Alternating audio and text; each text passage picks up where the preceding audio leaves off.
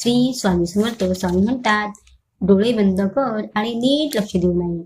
स्वामी म्हणतात, बाळा, संयम ठेवला आणि प्रयत्न करीत राहिला तर किती वाईट परिस्थिती असो त्यातून मार्ग हा निघतोच. विश्वास ठेव आमच्यावर. स्वामी म्हणतात, बाळा, आपली तीच असतात, ती समजूनही सांगतात आणि समजूनही घेतात.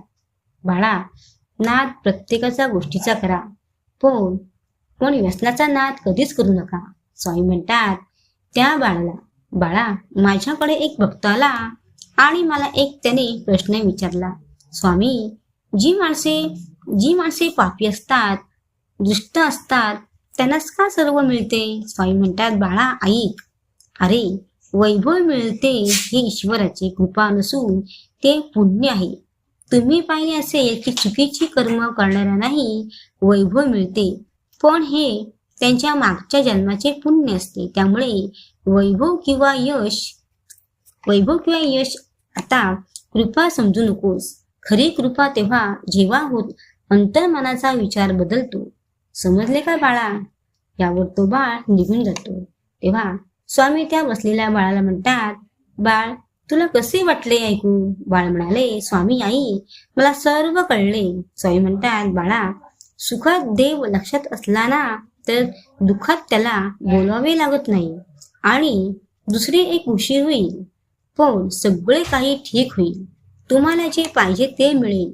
दिवस वाईट आहे, आयुष्य नाही, म्हणून धीर धरा, सगळं ठीक होईल. बाळा, जेव्हा तुम्ही थकता तेव्हा तुम्ही तारक मंत्र ऐका. स्वामी म्हणतात, बाळा, जीवनात चांगले माणूस होण्यासाठी एवढेच करा, चुकेल तेव्हा माफी मागा आणि कोणी चुकले तर माफ करा. बाळांनो, आमच्यावर कधीच रागावू नका, तुमच्या मनाप्रमाणे होणार आहे, विश्वास ठेवा.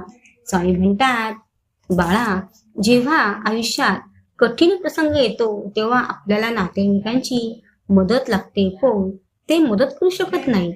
तेव्हा तुमच्या मदतीला देव कोणाच्या तरी रूपात धावून येतोच ना. अरे, इतर जे कोणी नाही असले आले तरी देव येतोच ना. तर मग भगवंतावर कायम विश्वास ठेवायचा. स्वामी म्हणतात, बाळा, कोणत्याही प्रसंगी चेहरा हसलाच ठेवायचा असतो, नाराज व्हायचे नसते. बाळा, देव परीक्षा त्याच व्यक्तीची घेत असतो त्याच्यात ती सहन करण्याची ताकद असते आणि ज्याला त्याहून मोठे यश देण्याची त्याची योजना असते. स्वामी म्हणतात, आपण जर सुरुवात केली ना तर मार्ग आपोआप सापडत असतात. बाळा, समजले का? आणि बाळा,